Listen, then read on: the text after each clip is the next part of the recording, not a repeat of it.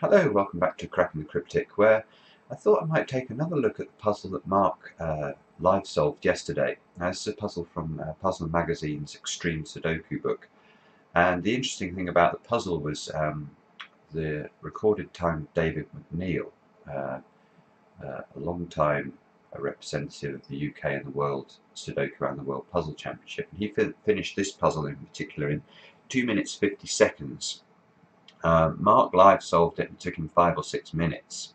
Now, we've got two world-class solvers there with a huge amount of time between them, and I wondered whether it might be worth just having a quick look at the point at which I think their solutions might have branched, if you like, to understand how David might have been able to record such a quick time. Now, one of the things I always am interested in when trying to analyse the solving times of other very good solvers is, is it something to do with the speed at which they read? Now, in this instance, there may be a small difference in the reading speed of David and Mark, but I know for a fact they are both incredibly quick. I've seen them live solve many times before, and their ability to process information, simple reading speed is prodigious.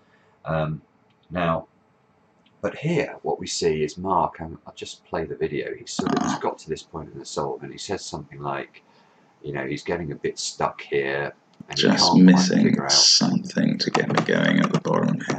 How to, break the puzzle at this stage.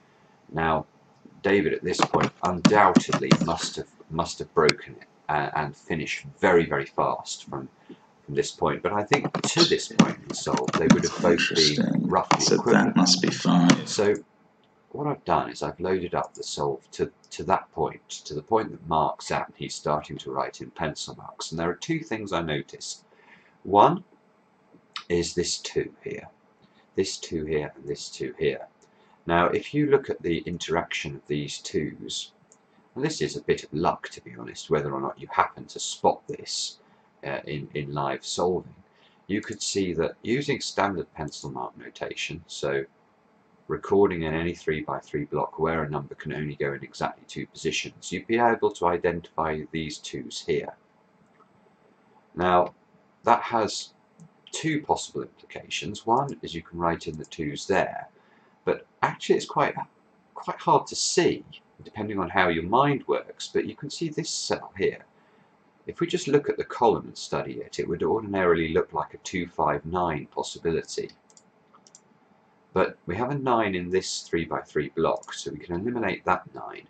And then this 2 here, this pair of 2's, would allow us to eliminate the 2 and find a 5 here. Now, that's something Mark could have done. The way he notates, he might have got that. And I think on a different solve he would have done. But it's not quite enough to crack the puzzle. In fact, I think Mark does find this 5 by a different method a little bit later on. It gives you this 5 here, and it allows you, I suppose, to write in, a 2-9 double in this 3x3. But the critical stage, I think, to making quick progress at this point in the puzzle is actually to depart from the standard notation.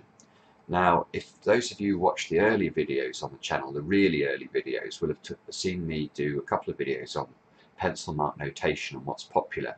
Now, this method of notation is, I think, by far the most popular amongst the world's best solvers. But David McNeill actually uses a slightly different method.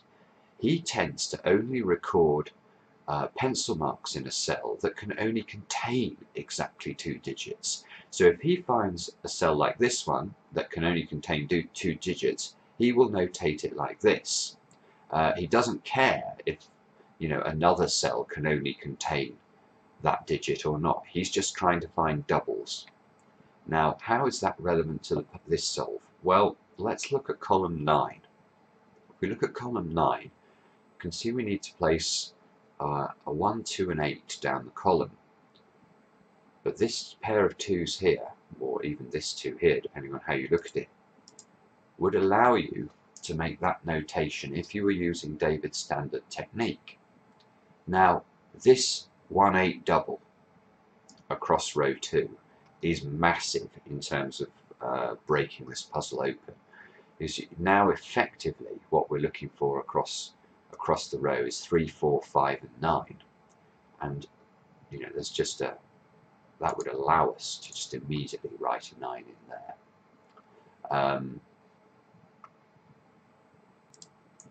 You know, with the 9 here, then interacting down here, it finishes off the bottom of the grid, and then you can work back into the top of the grid and finish very quickly.